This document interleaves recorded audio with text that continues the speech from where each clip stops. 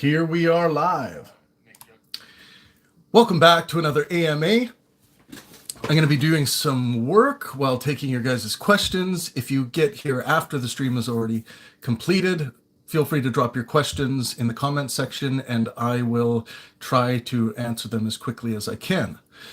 But welcome back. I'm just going to share this stream with everyone. Trying a little bit of a new setup here. Again, I'm testing out the new YouTube short live stream feature. Let's see. Let's see if we are showing up here. Home. Okay. Okay, cool. Great.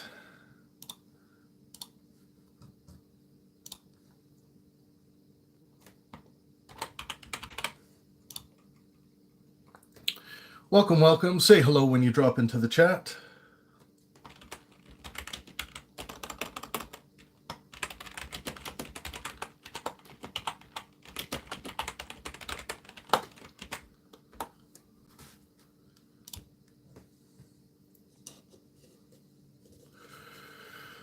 Alrighty. What up, Joseph? Welcome, welcome. Smash that like button when you guys get into the room.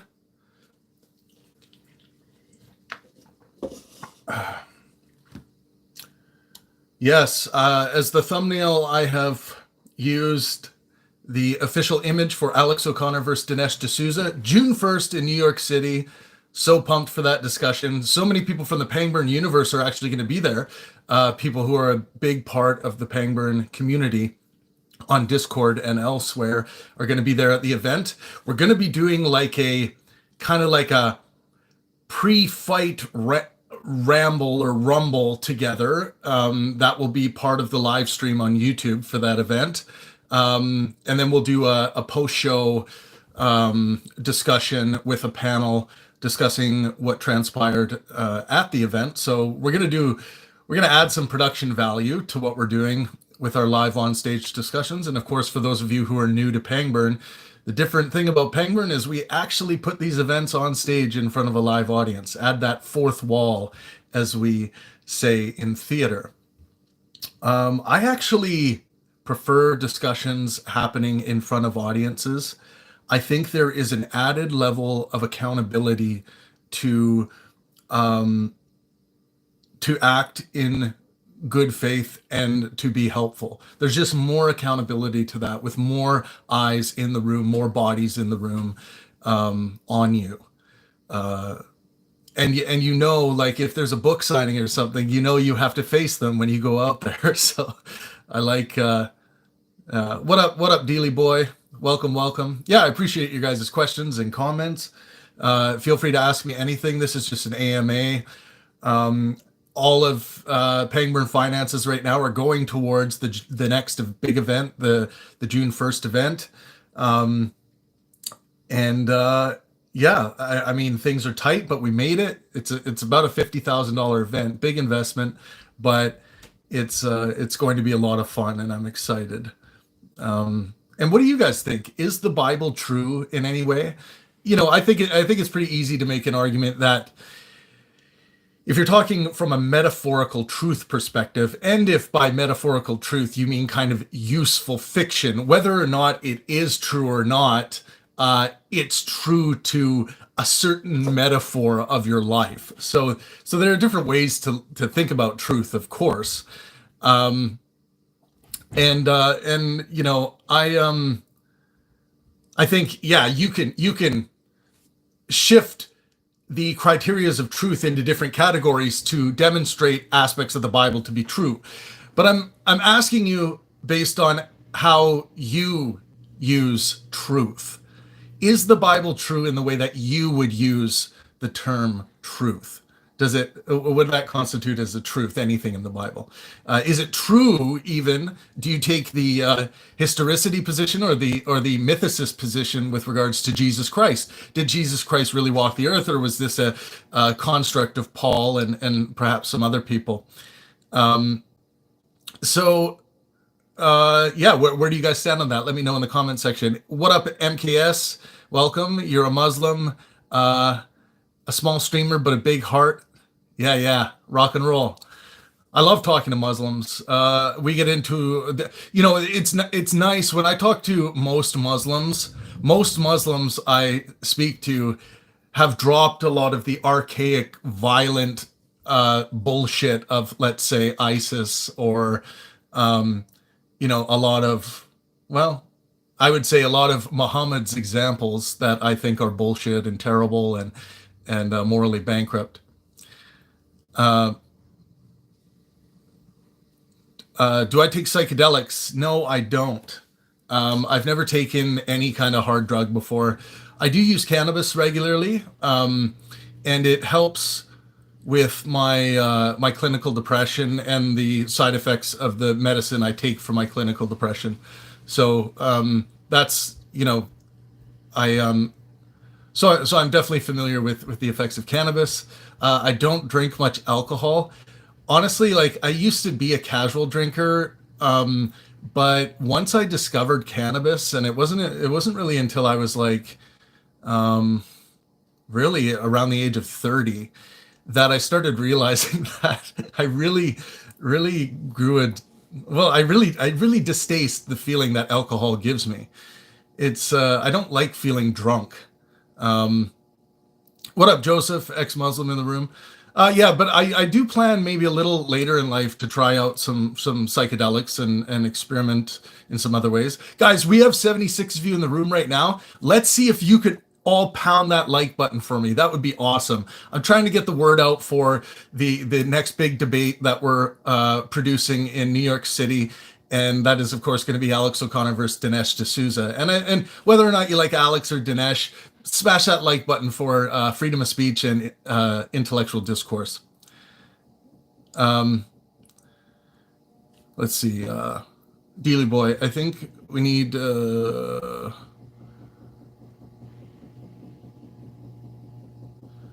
let's see. Don't you think it's weird that everyone now has some sort of mental issue? Well, it's not that everyone now has some sort of mental issue. It's that we are aware of it now. We have built successful models to detect these things, and we have doctoral care and medicine to be able to assist with these issues. The answer for much of human history to many of these diagnoses was to just simply drink more alcohol, or to take other substances to try and self-medicate these issues. But yeah, it's just not it's not like all of this stuff just started happening because we've become like woke pussies or anything.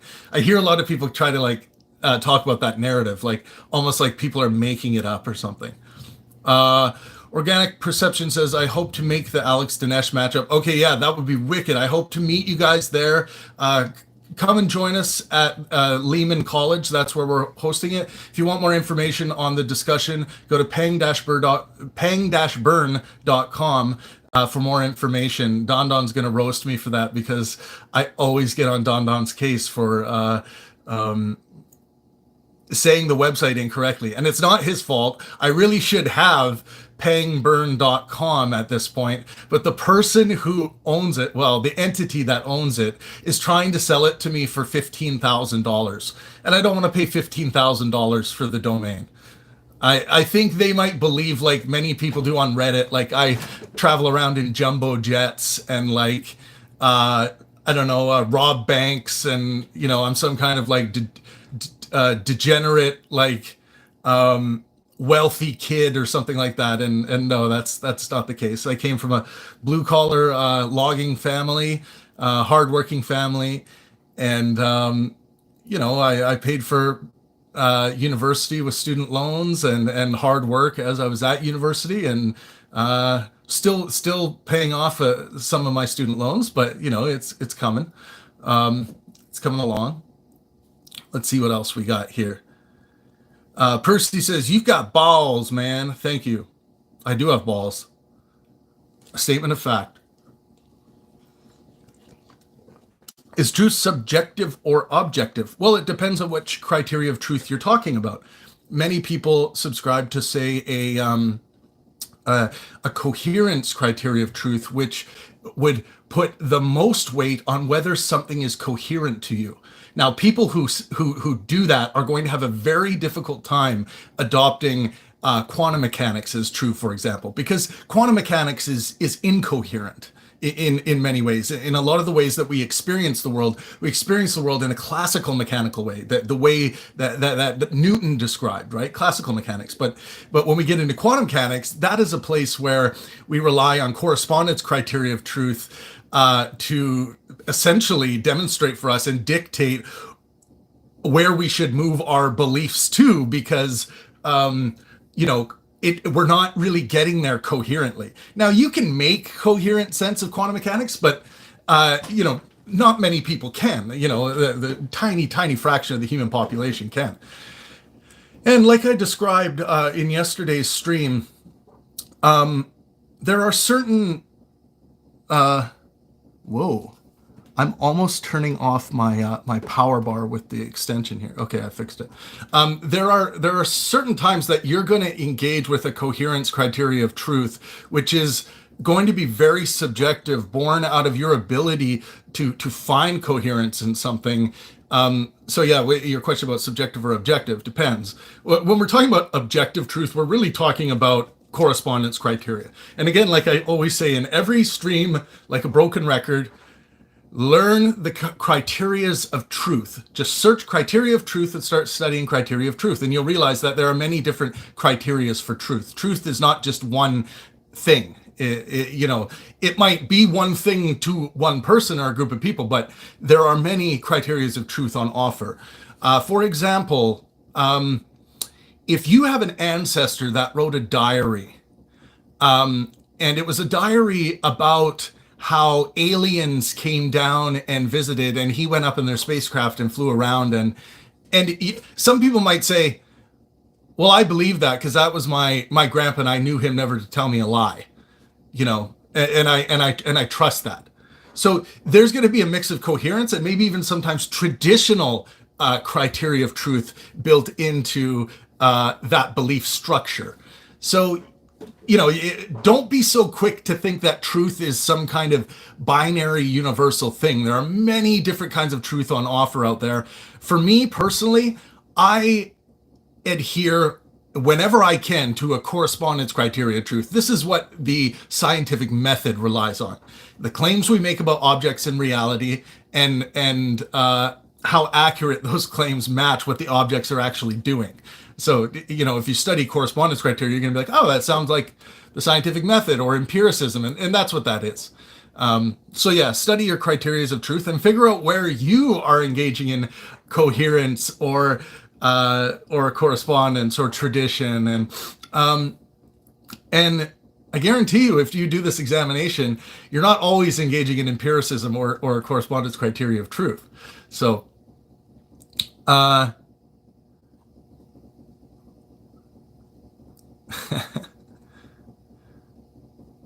you look like hipster Sam Hyde. I don't know who that is, but cool. If you are an atheist, where do you ground your morality? So this is how I ground my morality.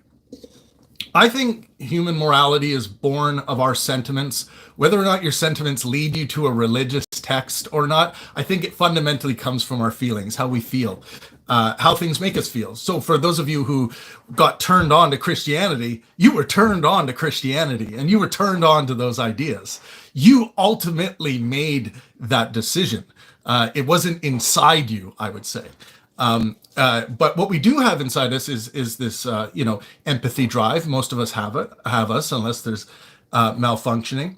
So I think from our feelings, for me, my moral quest is to maximize well-being for myself and those around me. By well-being, I mean wellness of body and mind. The thing we would measure in society, like if you think someone's unwell in the mind, where do they go? They go to the doctor, they go to the psychologist, they go to the hospital. If their body's feeling unwell, they go to the hospital. If you get in a car accident, you go to the hospital. It's like, this is where we try to model human well-being as accurately as we can. And of course, that's still a work in progress. So maximize well-being for myself and those around me. Why that? Okay, this is born out of two fundamental presuppositions that I make. One, life is preferential to death. Now, most human beings of sound mind are going to agree that life is preferential to death. I know some human beings of sound mind who are kind of agnostic to that claim. They're not quite convinced yet that life is preferential to death, but luckily they haven't turned the switch over to death as preferential to life, or else they probably wouldn't be here for much longer. So there's one presupposition. Life is preferential to death. I think most of us can agree on that. And number two is health is preferential to sickness. Health is preferential to sickness. Have you ever met anyone that prefers sickness over health? You know, it's not really a phenomena that emerges. And one of the reasons why I'm talking about this in this way is because I think this is something that people should adopt at a minimum for their own moral quest in their life. Whether you do that through Christianity, through Islam, through whatever, this should be the minimum requirements for your moral foundation or your moral quest. So life is preferential to death, health is preferential to sickness. Now from that, if I presuppose those two things, I want to give myself a best chance of living instead of dying and being healthy instead of sick. And how do we do that? We do that through science. Trying to better understand the objects in reality that would affect our well-being. That's our physical body, our mind, and the objects that we come into contact with in our experience phenomenologically that are going to affect those well-being levels. So that is why I promote science as a way of understanding human well-being. And I think we make those two fundamental presuppositions, I do, based on just how I feel about the world. There's nothing written on a tablet anywhere that says life is preferential to death and health is preferential to sickness. I made it up. I feel it. I feel that. And I think that's what everyone does. And then some people from there go into religion and stuff like this, but I don't think that's necessary. And I don't either. I don't subscribe to any religions in that traditional sense. And then it feels good to me to want to maximize well-being for myself, but also those around me. Now, those around me, I try to stretch that circle as far as I can as a philosopher, as my moral quest. And as a philosopher, I think the important thing to be doing is to be enacting your moral quest through your writings, through the works you produce, whether it's art or whatever. You should be serving your moral quest and producing acts of greatness, as great as you can. And that's where inspirations will come in and whatnot. So that's how I ground it. And, a Christian might say, well, I make the ultimate presupposition, because I've spoken to a lot of presuppositionalists, and they say, I make the ultimate presupposition in God. So my presupposition is better than yours. And then I would say, no, it's just you making a presupposition just like I am. I could presuppose, let's say, Dr. Manhattan, the superhero. And Dr. Manhattan could probably kick the fuck out of Yahweh, I would argue. Now I made the ultimate, or no, I made the presupposition of God times infinity. Well, I did God times infinity times 2, or plus 2, times 10. Like, you could do this forever. So there is the ultimate presupposition is just this infinite, we could call it progression, or maybe a better description is regression. So the presuppositions won't get away with that with me. It's just like, my presupposition's better. Ultimately, they're going to have to tell me why, the things they've read in scripture, they believe them to be true, and ultimately why they believe texts to be divinely inspired, which has never been demonstrated at all. People just, okay.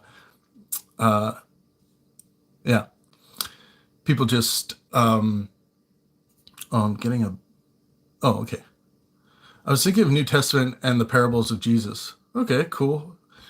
Feel free to drop any, and I'll tell you where Jesus was either right or wrong.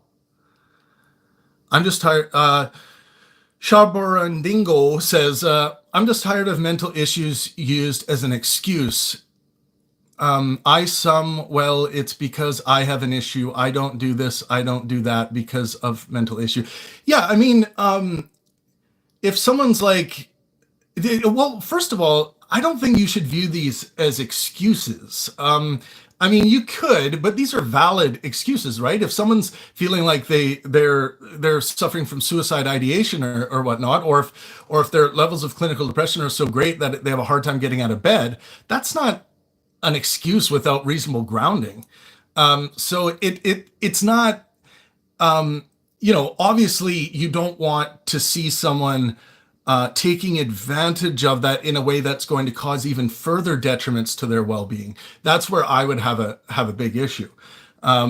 So yeah, I mean, I take kind of there's a tone of like you just want them to pull it up by their bootstraps, but that's not the way mental health treatments work or have been demonstrated to work the best. So that's an old archaic weaned out idea. But if you're getting more at like you just don't like seeing if someone is actually just like using that as an excuse to get out of something, or yeah, sure, I take your point. Where did your family log? Oh, old Joe, thanks for the question. In the Kootenay region of British Columbia is where my family laid their logging roots as foremans, as fallers, as truck drivers. So yeah, logging is very much in my family's history. My grandfather used to compete in logger sports, and in my hometown of Castle, British Columbia, Canada, logger sports is basically like, for those of you who don't know what they are, it's lumberjacks getting together and seeing who can chop through a chunk of wood or a block of wood the quickest. Log burrowing, which is two loggers standing on a log on water trying to knock the other one off. There's a lot of really cool things. Climbing to the top of a tree as fast as you can and sliding down. Really cool events and different things. Running your power saw and things like that. So, I grew up chopping wood, splitting kittling, and chopping down my own trees and whatnot when I was young. And yeah, it's a lot of fun. I still miss doing that, and I love building fires. It's one of my favorite things ever is to build a good campfire, or a fire in a stove to heat the house. Guys, if you could take 1 second to just smash the like button, it would mean the world to me. I'm just trying to get the word out there for this next big event on June 1st in New York City between Alex O'Connor and Dinesh D'Souza. Hiran Sarkar says, what are your views on atheistic agnostic religion? Can they be called religion at all? No, I don't think there's such thing as an atheist religion. Atheism is simply the lack of belief in positive claims that gods exist. Someone comes along and says gods exist, and then I'm like, I don't believe that. I lack a belief in that claim. I'm not claiming that gods don't exist, but I'm happy to actually defend that claim. And let me just outline the difference between atheism and agnosticism for a second. Atheism is yes, the lack of belief, and it deals with belief. Atheism deals with what we claim to believe, and Gnosticism and agnosticism deals with what we claim to know. So don't commit the common error if someone says, "Are you an atheist?" and you actually do lack a belief in God, and you're like, "No, I'm more of an agnostic." No, you're not. If you lack a belief in God, you're an atheist with regards to what you believe. Now, if you're not sure, if you're not willing to claim to know that gods don't exist, then you're an agnostic atheist. You're still an atheist, but you're an agnostic atheist. If you claim to know that gods do not exist, then you are a Gnostic atheist, which I'm happy to defend Gnostic atheism. Gnostic atheism is as easy to defend as Gnostic Santa Clausism. I know that Santa Claus doesn't exist. Is it possible Santa Claus exists? Yes, but possibility need not weigh in to our epistemological standards. Is it possible? My wife comes home from the grocery store. She's got a grocery bag. She says, "Oh man, it was busy at the grocery store today." Is it possible she didn't go to the grocery store? Yes, but I still know she went to the grocery store. I don't need to test that empirically. So if you're in this weird like epistemic nihilism, or in some way that you think like, the only thing I know is I know nothing. That is the most cringe thing that's ever been said. That's like saying the best way to play hockey is to never play hockey. It's cringe. So play the game of epistemology. You're doing it anyway. Okay, the last time you went to the grocery store, imagine. You know that you went to the grocery store. And if you're sitting there being like, well, do I really know? Come on. You're just not playing the game of epistemology. You've tuned your requirements of epistemology too high to a place where you're no longer in the category. It's actually a category error to do that in epistemology. So don't make that category error. So yeah, atheist religion doesn't exist. Agnostic religion doesn't exist. Secular humanism is a type of secular religion. I don't subscribe to secular humanism. You don't need it. I don't need the secular humanist manifestos, all that crap. I need the moral quest that I outlined for you in about 10 seconds. And I can show you how I ground it in which presuppositions. And then I have my 6 Pangburnian maxims that will be in my first book that I'm working on. I went over that in the last video if you want to go take a look at that, but I'll release the video so it gives you an outline of what they are. But I think you only need these 6 maxims to give you to have you prepared with the ultimate grounding to either be a Christian, atheist, Muslim. It's a universal grounding for everything. And a Christian might be like, my grounding's God. I will just be whispering to you on the side being like, yeah, okay, your grounding's God. But please just make sure in your grounding of God that you are at least maximizing well-being for yourself and those around you and some of these other things. It'll just make life easier and your purposes more achievable to you. I guarantee this, or your money back. Enter your credit card number now. You want to speak to Lawrence Krauss? I just had Lawrence Krauss out for 2 events. I shared the stages with Lawrence Krauss in Vancouver. We had a great conversation that exists on the channel here. We talked about his new book, The Edge of Knowledge. And we went through the book and we spat back and forth on physics, answered some questions, and it was a really good time. And then I had Lawrence come to New York City recently. I just burped. To New York City recently to speak with Nick Pope from the Ancient Aliens show about the UFO phenomena, and that was a fun night. And I got to meet a lot of our Pangburn Universe peeps there, and that was a lot of fun. So yeah, I love Lawrence Krauss. He's excellent. One of my favorite physicists, if not my favorite physics communicator of all time. Jordan Schmidt says, what are the chances we'll see Jay Dyer on a debate panel? I think he deserves a spot. Thanks for bringing up Jay's name. His name has come up often, and he came on, I believe, to one of our call-in episodes to have a conversation. I'll look into that. I'll make a note of that, Jordan. Thanks for bringing up the name. Anyone else in the Pangburn universe, don't let me forget about Jay Dyer. I'm making a mental note.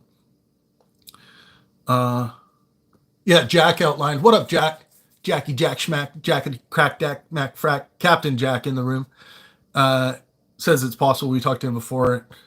Nice. What are your views on global warming?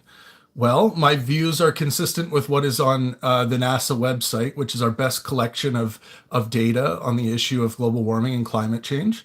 All of that data on the NASA website has been vetted thousands of times over. It is our best collection of data on the issue. Lawrence Krauss, in his new book, The Physics of Climate Change, I suggest everyone get that book. It's the best book on climate change that I've ever read because it's written by a physicist and it's written without any political nonsense attached to it. Because there's nothing more distasteful for the human mind, I think, when someone wants to know what's actually going on, and then you get some kind of scientist out there who adds a little political kick to the balls of, say, like the right wingers or something at the end of what they're saying. It turns people off, but Lawrence doesn't do that in the book. It's an excellent book. Go get the book. It's Physics of Climate Change. I think it's like selling for like $15 or something, and it's so worth it. I read it like I read the physical book and I also got the audiobook, and Lawrence does a very nice reading of the book as well if you prefer audiobooks. So Physics of Climate Change, best book on climate change I've ever read, and because that topic should really be coming from a physicist.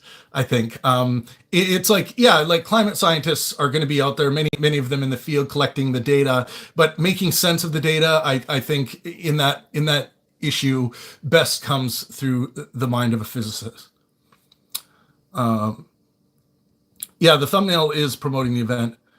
Where does human thought originate? Well, um, we have to go to the first self-replicator. We're still trying to solve the abiogenesis issue, non or life coming from non-life. So that's where it originates.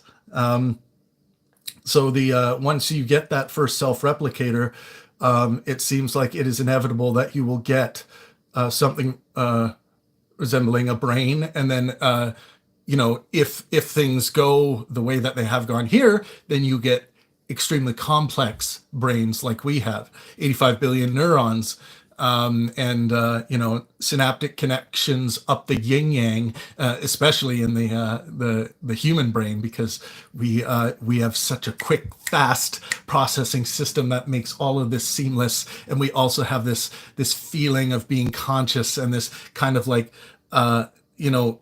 global web feeling and narrative of our life, and all of this stuff. But this is all being created by processes.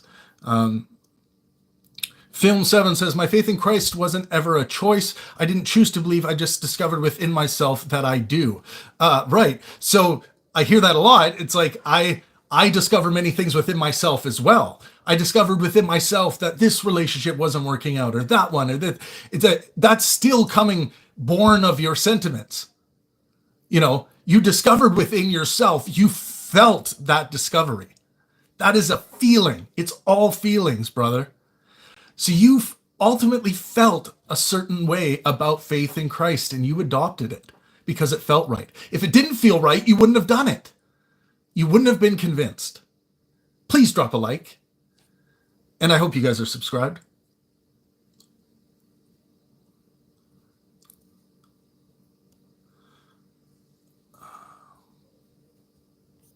Alex versus Dinesh is June 1st in New York City, folks.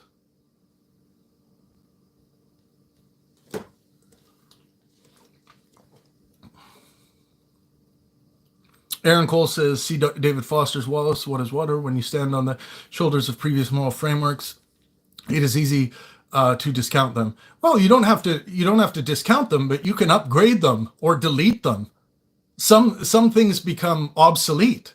Surely you agree, Aaron. Mark Manson says, thoughts on free will in the self. I am a determinist. I think this is all determined. I feel the same way that Lawrence Krauss feels about it. I think that this is all determined. People who get into compatibilism are just trying to make themselves feel like they have more wiggle room than they do. There's nothing. It's all determined. Everything you feel, this is all physical processes, and it is a useful fiction, like I described in some videos recently, to believe that we do have free will, and that is a useful fiction we all live in, and that's perhaps one of the most extraordinary things we've ever, I would say, discovered. Now, people will disagree. They'll say, oh, we haven't discovered that. But that's my positive belief at this time. And of course, I could be wrong. For those of you who don't know me out there, my first maxim, certainty is almost certainly unattainable. This is my fallibilism maxim. Everything I say or believe today could be absolutely wrong. Everything. Absolutely everything. One thing I also, a message I've been trying to get out there is, I'm not special and you're not special. And since I'm the guy in front of the camera, I am not special.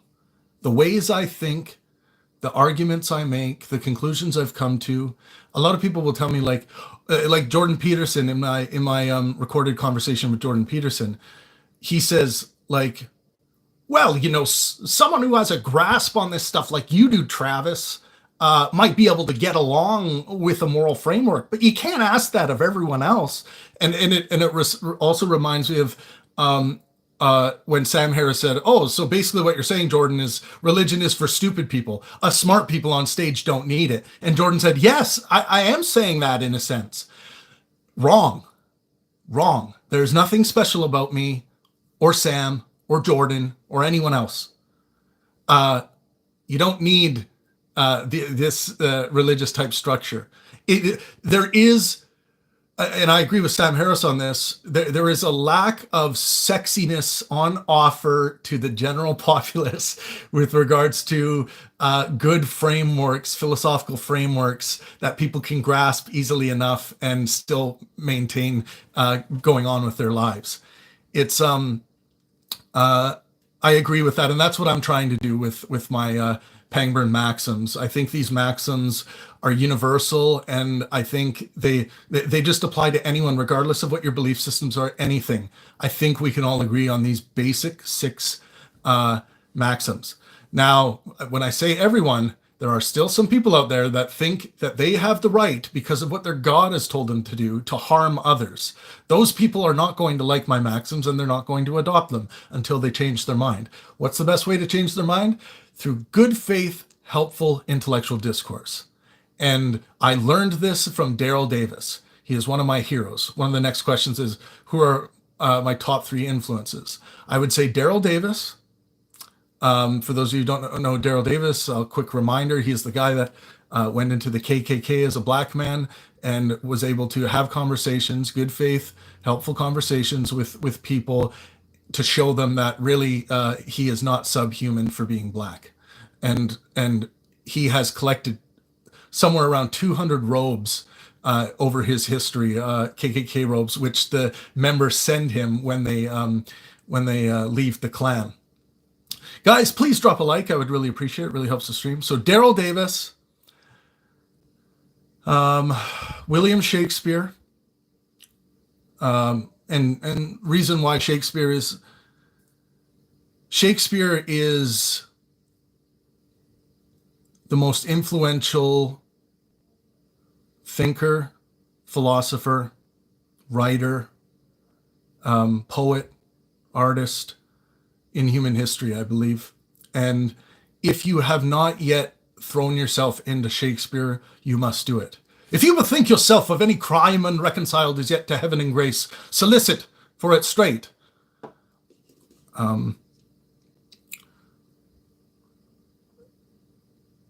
I can't say enough about how important it is to understand and do a deep dive into Shakespeare to realize that this man created so many and refined so many of the archetypes that you see today everywhere, on reality TV show, everywhere, every movie you see. Shakespeare is in everything. Now, some people might argue that the character of Jesus was more important. I'm not sure Jesus existed as a man. I'm agnostic to that. I currently lack a belief. I don't claim to know that he didn't exist, but surely I how much of what is written about Jesus was just Paul or someone else writing down what they think Jesus was really getting at. There's a lot of faith required to start believing things in those categories of thought.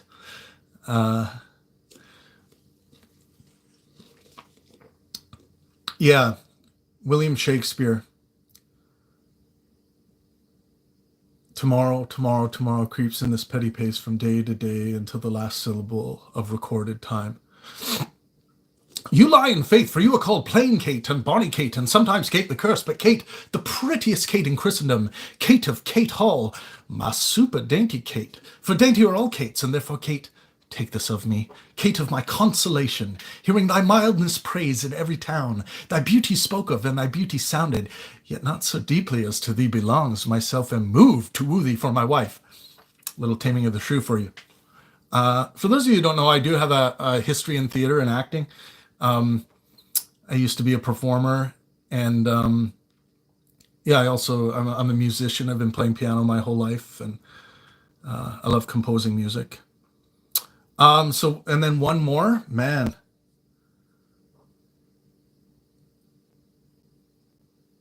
I would go with it's like Bertrand Russell, Marcus Aurelius. I could also tip my hat as well to Sam Harris, the way he has conceptualized well-being through the moral landscape, although Sam is wrong fundamentally that this is somehow truly objective morality. It's a morality with an objective, but it's born of sentimental presuppositions, just like any other moral framework. You can't get an ought from an is. And Sam has not bridged that gap.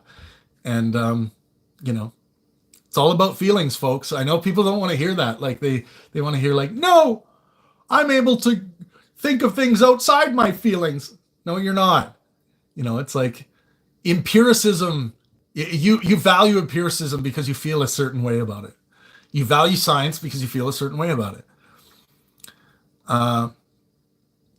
Film 7 says, I'm a Christian, but precept beliefs are malformed. I've noticed they pay way too much attention to debate rather than the important thing, developing their relationship to Christ.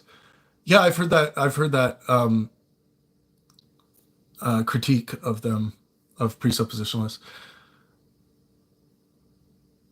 It's not just true. Hanif, thanks for the comment, says it's not just true for severe depression, but also true for mild forms of it. Very true, very true. I see, welcome, or LC. Hey guys, please take a second to drop a like. I would really appreciate it on the stream. Trying to get the word out there for Alex O'Connor versus Dinesh D'Souza on June 1st. Really pumped. IC says, Christianity, the belief that a cosmic Jewish zombie who was his own father can make you live forever if you symbolically eat his flesh and telepathically tell him you accept him as your master. So he can remove an evil force from your soul that is present in humanity because a rib woman and was convinced by a talking snake to eat an apple from a magical tree. Now, a comment I'll make about that, okay, hilarious, it is my lighthearted response, and yeah, laughable. But understand that when Christians, a lot of Christians will read what you said there, I see, and they'll be like, yeah, so you are making a judgment about an all-powerful God thinking they're stupid and you're not, and you have better ideas. A lot of them are just going to be like, yeah, it's your word versus God's here, and I'm gonna put my lot in with God and say that, it may sound absurd through some human ape lens, but you just don't understand it because it's a God.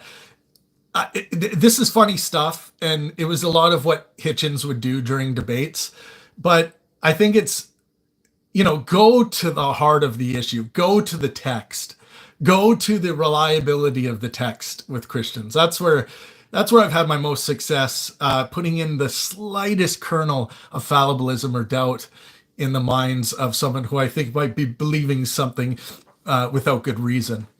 So I go to the text and I say, it's not that you have faith in God. You have faith that the writers of Scripture were in fact divinely inspired because they said so, or someone said they were. That's a very, that kind of, I see the sinking effect when I say that to Christians, where they're like, well, yeah, well, that's part of faith because it is God because you've discovered it, and then they usually get into some personal experience. But the problems of realizing where they're truly putting their faith in is not like faith in God. No, faith in God as described by people who claim to be getting that information from God. So they're just believing some author that's like, yeah, I'm divinely inspired. Don't do this, that, blah, blah, blah.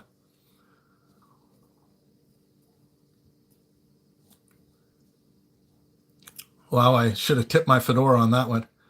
Film 7 says, I appreciate your satirical summary of Christianity, but unfortunately beyond reaffirming. Okay, that's responding to that.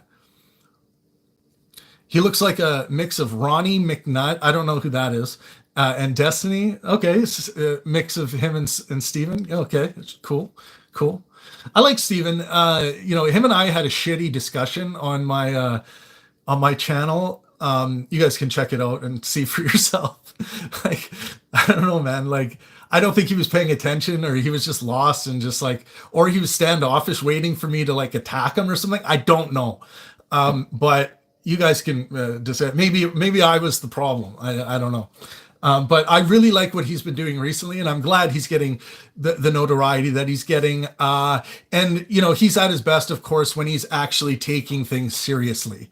I think he's at his core a pretty lazy guy, but, when he fights through that and he puts his energy into the conversation, he is going to be an unstoppable force in political discourse. Hopefully through this journey, he strengthens the foundations, his philosophical chops, his ontological chops, his metaphysical chops and things like this.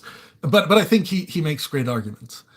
Pangburn is indeed the emoji, but I absolutely love it. Always does the best content, and the debates are incredible. Thanks a lot, Lim. Appreciate it.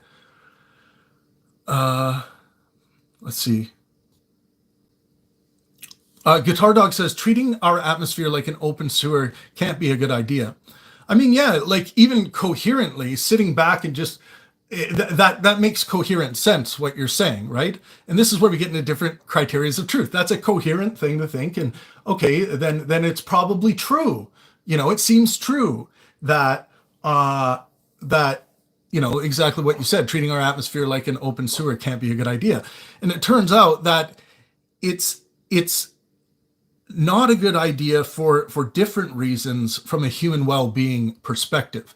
Now, that doesn't mean that people should be all doom and gloom about climate change. As Lawrence Krauss outlines in his the physics of climate change, I think that the conclusions are clear that nothing that climate change has to offer for humanity is something we can't overcome from an engineering perspective or a technology perspective. I don't accept those doom and gloom arguments about climate change. I haven't seen any evidence to show us that there's anything. If you really want to get to something that could fuck us up beyond repair, we're talking about an impact from a very large object that we can't stop. And I'm talking, I'm talking about dinosaur meteor size, right? There's really cool imagery now that you can look at. I think the crater is just outside Mexico. I think that's where it is. Correct me if I'm wrong in the comment section, but I was just looking at something recently on that. But that direct impact from a large object, that's what's going to fuck us in many, many ways.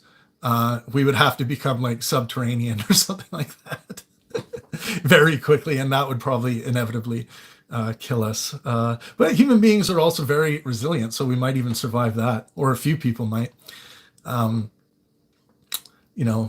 Live underwater, build underwater cities, and hide.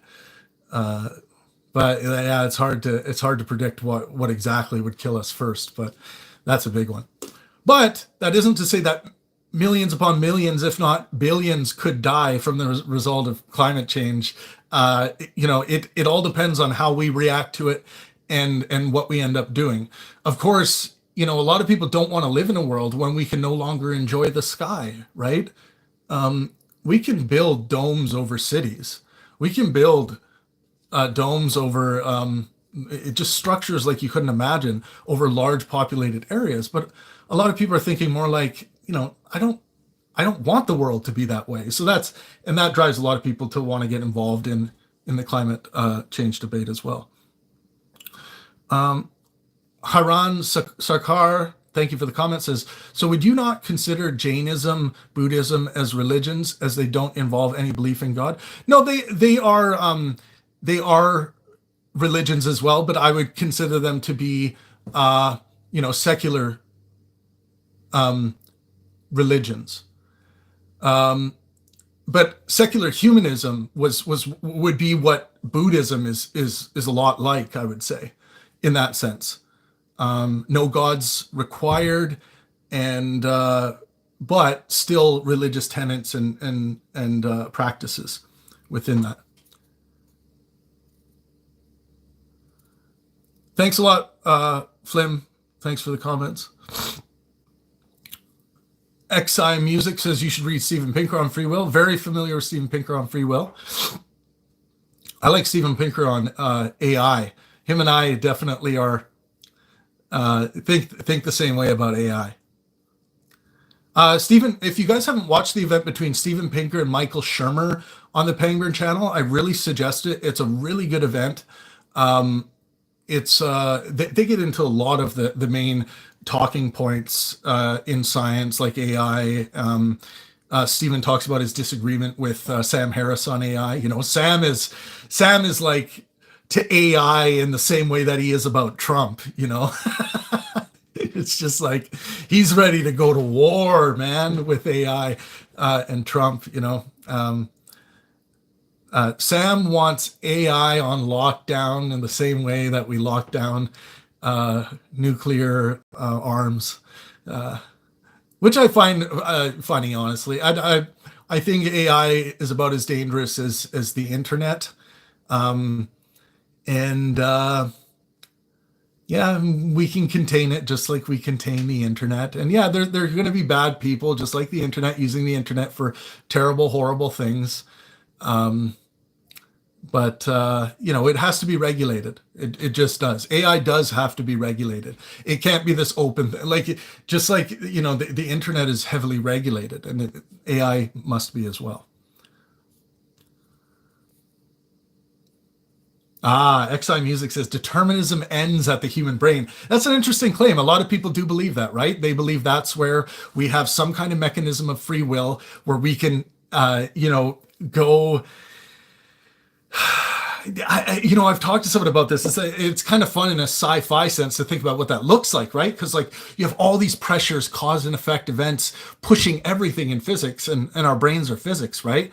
But there would be some kind of like free will particle in there that like stops it and waits for you to make a decision, and then you steer, you know, the direction of physics. It's a fun sci-fi idea to think of, but I think it's just that. I think it's sci-fi, brother. And again, I could be wrong about that, but that's what I currently believe. I've never seen free will demonstrated. Someone will be like, look at me, I'm demonstrating free will. Brought to you by Tim Hortons, non-spons. But look at me, I'm demonstrating free will.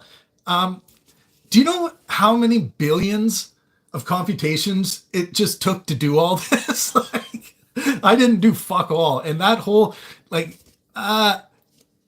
that's happening to me. We already know this through our best models in neuroscience, that our thoughts are happening to us. I'm not even thinking for myself, whatever the fuck that means. So whatever, man. It's a useful fiction for me to continue on as though, look, I am in control. But ultimately, fundamentally, the best answer so far, I think, is that we're not. This is just all, you know, my genetics being pushed by physics, by the laws of physics, laws of nature, and you're seeing the regurgitation of that.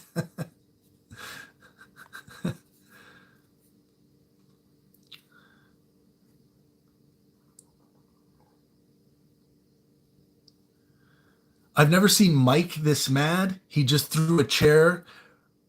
Reb Bar's upset. Dude, you better go see for yourself. I have no idea what you're talking about. Will you will you at least say free R. Kelly? Oh man. What a bunch of depravity that situation is. Of course, he left such a sea of victims due to his depravity and brutal crimes against people, and it's just lucky that no one died as a result. We're just very lucky, and I think he, you know, speaking of determinism, I really believe he was determined to do all these things, and the difference between him and I is I did not draw those cards that he drew. And the difference between me and the victims, I did not draw those cards that they drew. There's nothing special about my existence that had me, smart enough to avoid such situations. No, it's a difference of card drawing. But yeah, horrible situation. And it looks like something's going on with P. Diddy, right? I I don't know what the extent of those allegations are. I'm not up to date on all that stuff, but looks like potential another situation of some trafficking. And Vince McMahon from the WWE, right? Smash that like button, guys, if you're enjoying this. I really appreciate you guys hanging out with me. It's a great joy for me to be able to come on here and interact with you guys, and I'm going to be doing this a lot more. I really like this vertical streaming option they have now in YouTube. I like it a lot more than the other streaming option, honestly. I don't know why. I just do. It's more casual, and I think more thinkers should be brave and come on here with their followers and answer direct questions. You don't need the editing. If you're prepared, if you understand your thinking and your internal models and your internal mechanisms well enough, you should be able to do this on the fly with your audience. Do you think that crucifixion should happen again? If it ever happened in the first place. No, I know people were crucified. No, human beings should never be crucified. If you mean Jesus's crucifixion, I'm not sure that ever happened. I'm almost certain that Jesus did not rise from the dead. I don't believe that he did. And when I say almost certain, by the way, everyone, that's as certain as I'll ever be, because certainty is almost certainly unattainable. It is my first maxim. It is the fallibilism maxim. It's the strongest maxim you can have. It's a maxim that just gives you the freedom to doubt yourself in all areas of your experience. And it's a freeing thing. Just tell yourself, yeah, it's possible I'm wrong about all this, including your Christian beliefs, including anything. I even apply that to logic. I know I am an ape, just like all the other apes around here. And I know that apes are fallible. We're quite a unique ape for this planet in that we have 85 billion neurons with a very streamlined synaptic gateway going on in our mind that allows us to compute and gives us the intelligent quotient that we have, the intelligence niche that we have. And I think that's amazing. But I also think it's amazing how birds can fly and beavers can build a dam. So I feel very amazed by a lot of things I see in nature. Am I bald under this hat? No, man. I've always had a lot of hair. Yeah, I can take my hat off for a bit. Got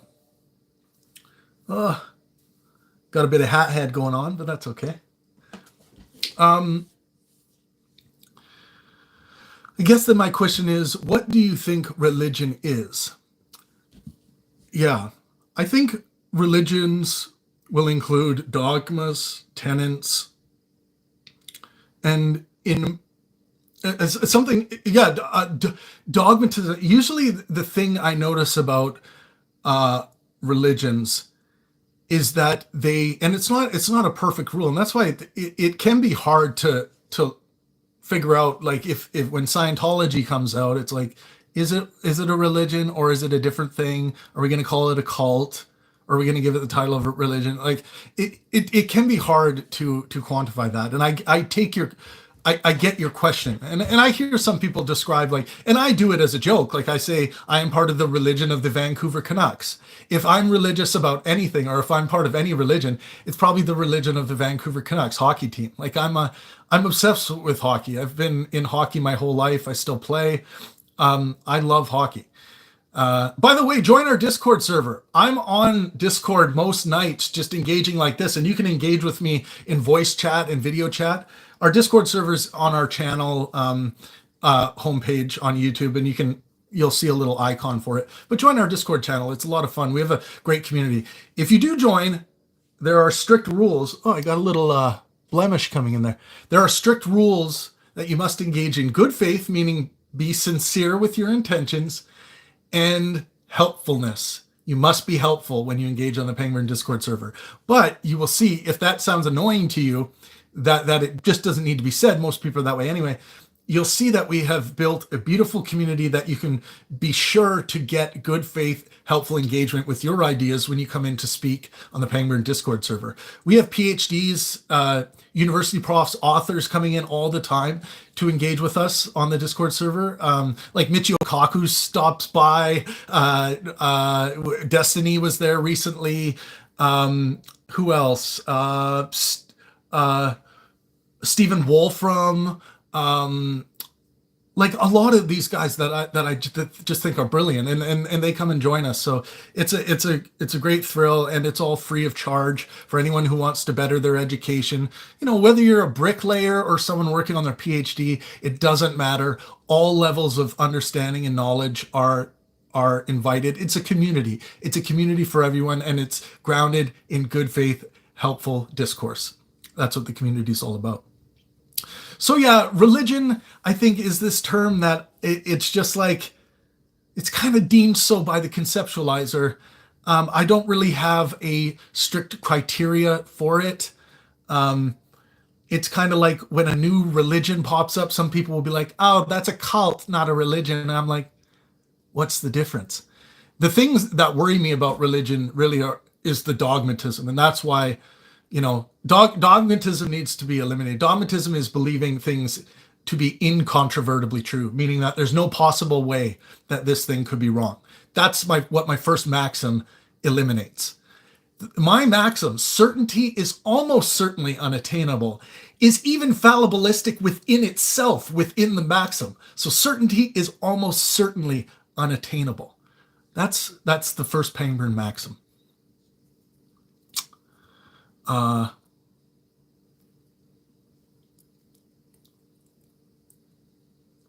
XI Music says Christopher Marlowe long before Sam Harris. Faust.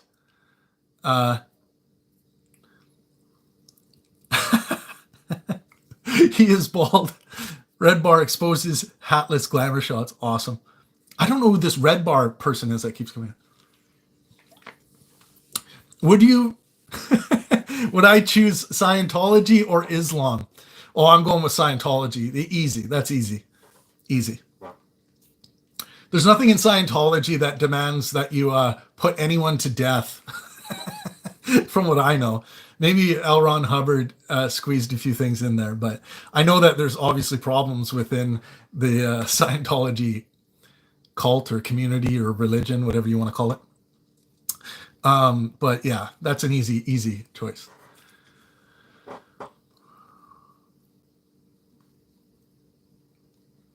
Sir Lion says God is real. Well, first tell me about what God is and how do you know God is real? And his best boy says, I can smell you through the screen. Yeah, how do I smell?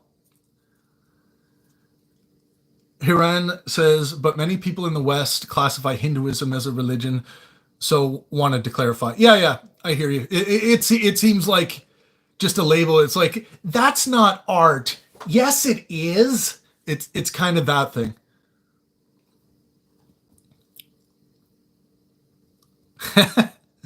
Did N just say, oh, okay.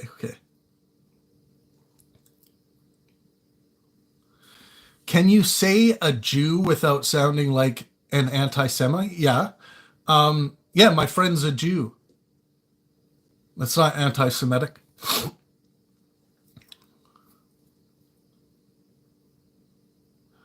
Similar with, you think you're a better teacher than Jesus. Yeah, I think I'm a better teacher than Jesus. Yeah. Yeah, I don't think Jesus was a good teacher, and I think Jesus gave a lot of bad advice.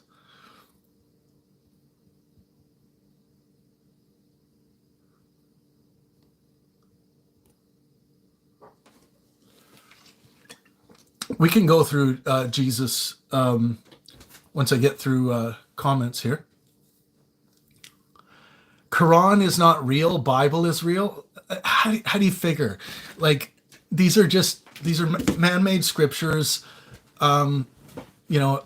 Abrahamic religions written down by man, claimed to be divinely inspired.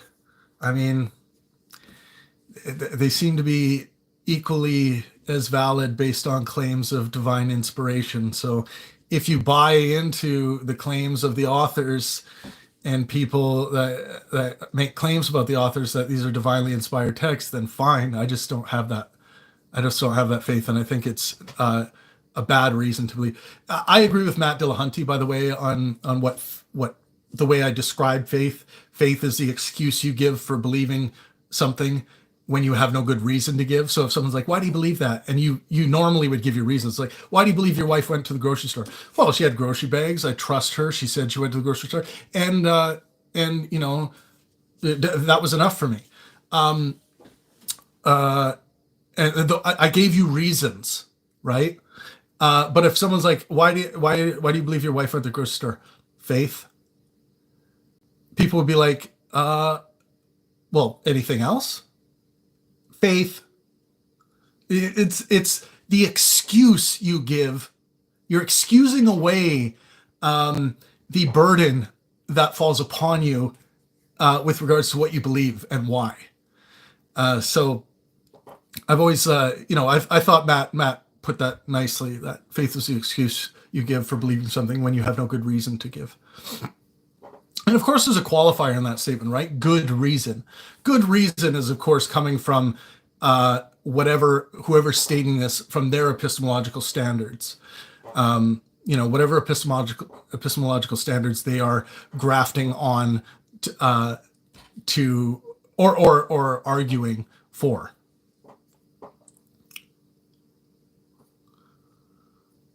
Patrick has arrived. Welcome, Patrick.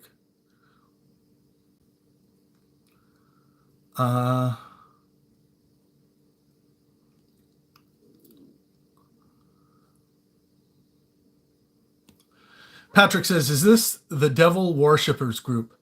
I don't know. Some people have called me the devil. I've definitely been called the devil, so it just might be. But no, I don't think I'm the devil or a devil. I'm just a guy that wants to maximize well-being for myself and those around me. Well-being meaning wellness of body and mind.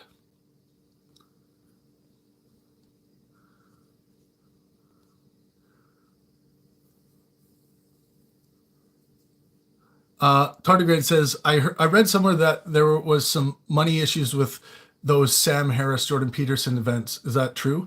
Not with Jordan Peterson events, but you can go to thewarofideas.org and you can read what I had to write about what you're referencing.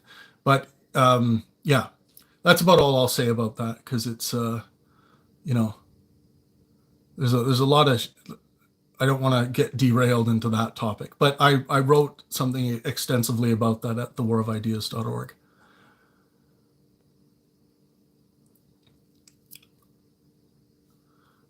People want to genuinely be believers, but I don't think they know how. Well, first of all, right off the bat, you do not choose what you believe.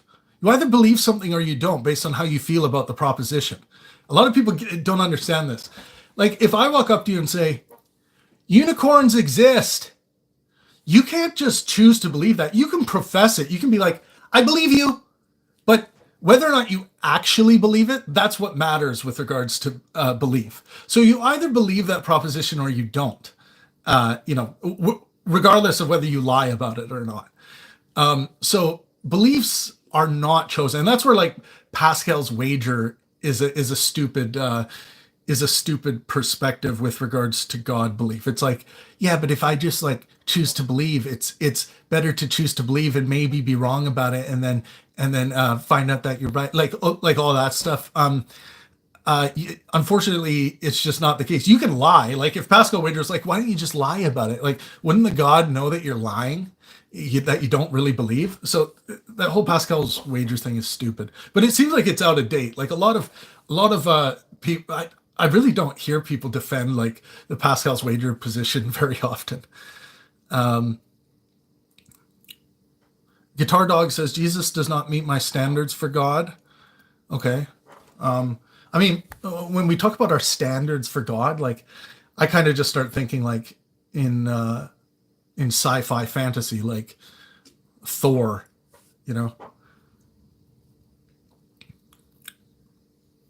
Could you please stand up and dance around? Nah. Where can I donate? A super chat is always. Oh, you found it. You found it. Oh, I haven't got. Oh, if you did send a super chat, I will get to it, Flim.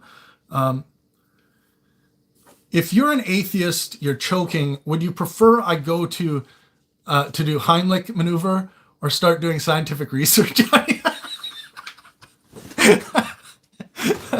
That's a good question. I like that. If you're an atheist, you're choking. Would you prefer I do the Heimlich maneuver? I'm going to go with Heimlich maneuver, which is like, yeah, we have studied to come up with that maneuver, right? As simple as that modeling may be, there is a model there that has been demonstrated to work. So the research has been done. Give me the fucking Heimlich. If we're ever in the same room, guy, give me the Heimlich. But make sure I'm choking first, or I think you will be abusing me. Patrick Dennehy says, don't worry about climate change. Read Matthew 24. Well, I agree that you shouldn't worry about climate change. I think you should care about climate change. Not caring about it is irrational to almost anyone's purpose, right? Anyone who has purposes out there, whether they're Christian purposes, Islamic purposes, whatever purposes, if to not care about climate change would be just irrational to those purposes. So you can choose to be irrational if you want, but I agree with you. We shouldn't be worrying about anything. I think worry is poison. Worry is a poison. And then you say, read Matthew 24. Well, what the fuck's that going to do? About, just a category error, right?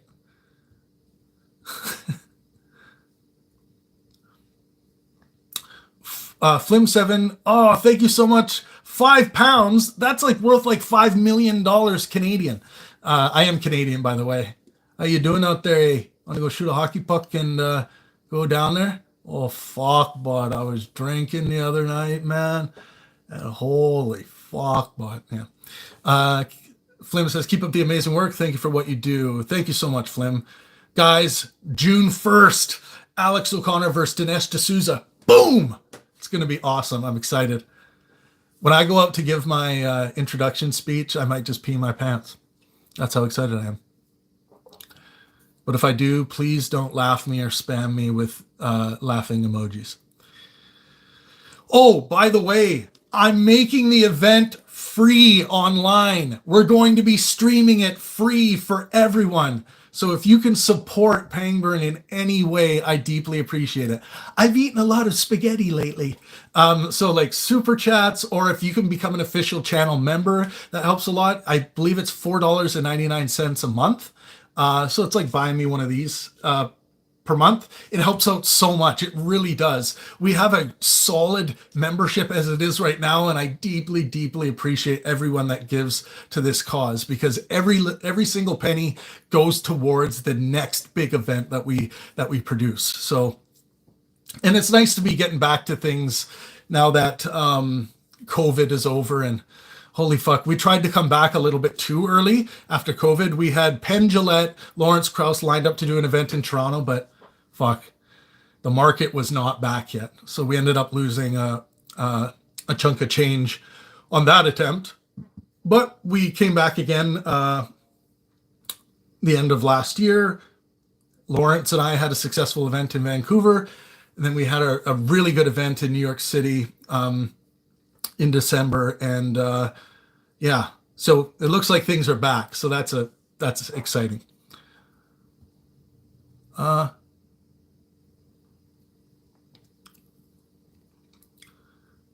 Don't worry about any of that. Jesus is at the door.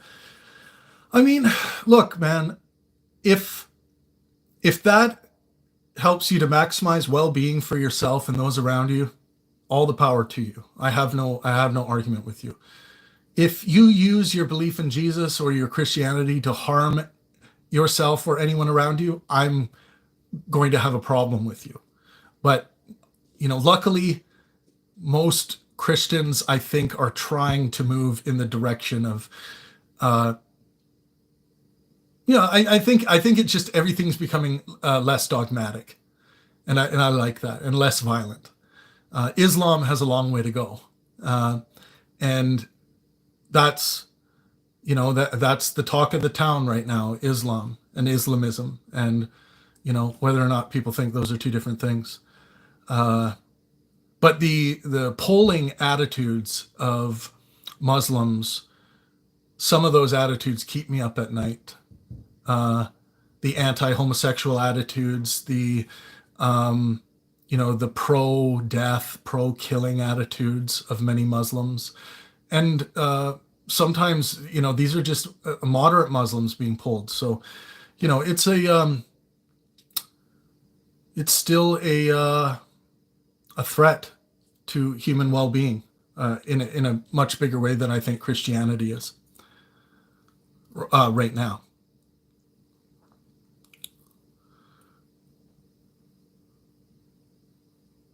Let's see.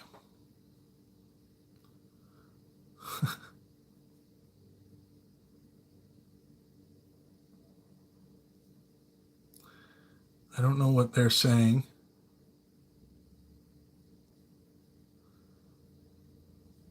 Okay, cool. AG Squad says, God ain't real. Wow. So powerful, so thought-provoking. Well,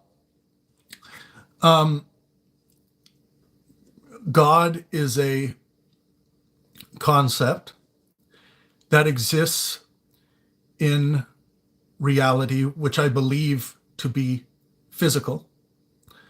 I don't think anything non-physical has ever been demonstrated. And if I had to place a bet, non-physical things will never be demonstrated, because I think we are physical beings in a physical world, in a physical universe or multiverse. So that means that God is real in the same sense of like, that Santa Claus is real. Those concepts exist. Those concepts are real. Those concepts hold a place in physical reality, but they're conceptual. That's actually an interesting conversation that we've had many times on the Discord. What is real? Something to ask yourself.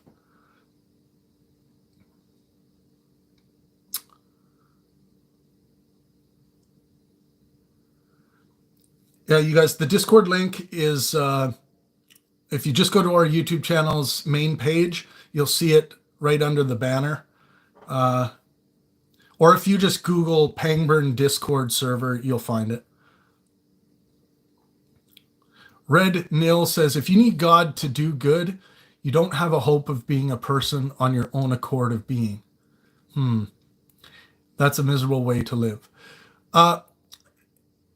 If you need God to good, you don't have a hope of being a person on your own accord of being. Not necessarily. I mean, I agree with the overall sentiment of what you're saying. Like, you don't have a hope of being your own person with your own moral responsibility. Like, I think that's what you're getting at. Is that a miserable way to live? Not necessarily. I think you're making some unnecessary claims there. I realize you're saying that from your perspective, that's a miserable way to live, but you might want to qualify that a little bit more. Many people do not live miserable lives who live by what they believe to be God's word. They live perfectly happy, productive, from a human well-being perspective, productive life. But of course, I would say that they're engaging in a useful fiction when they would believe that they're engaging in a useful fact.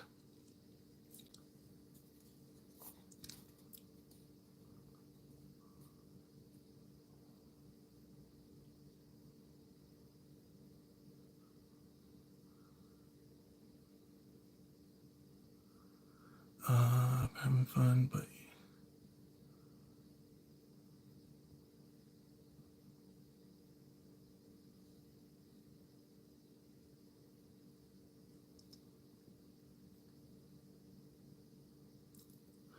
all right, just seeing if there's oh, Bob, sorry. Yeah, I meant to get to your very important question. I'm just trying to find out if it jiggles when he giggles. Well, that would depend.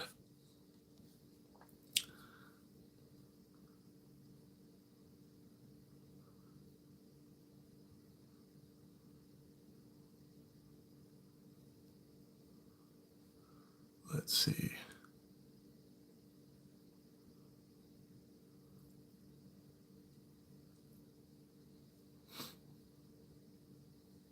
Oh wow, you guys, I'm really behind on comments. I'm gonna zoom to the where you guys are at right now.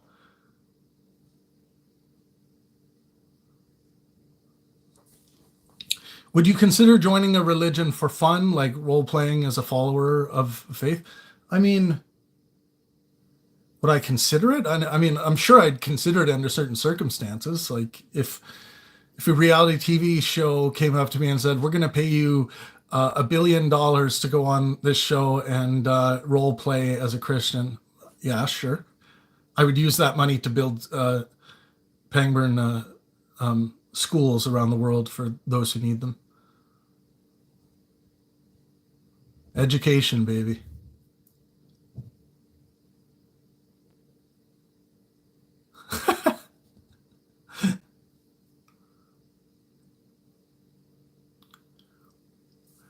Someone just said, could God be the physical? Look, I'm not willing to rule out anything as impossible. So I am almost certain that God is not the physical, but it's possible. I'm always open to change my mind about that. And I, of course, could be wrong about my claim that it is possible. So I just, I lack a belief in God at any level.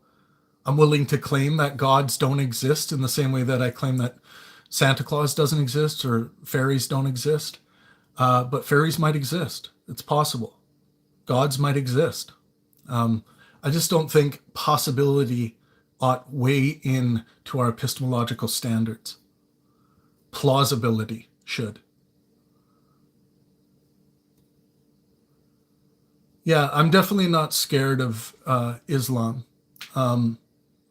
It's true that I do, speak out against aspects of Islam that I disagree with and that I think are morally bankrupt, and the character of Muhammad, of course. But that's just what I believe is the right thing to do, the good thing to do, and it may cost me greatly one day, but I think to bow down to the threats of terror is something I would never be able to stomach. So, and then he sealed his fate. No.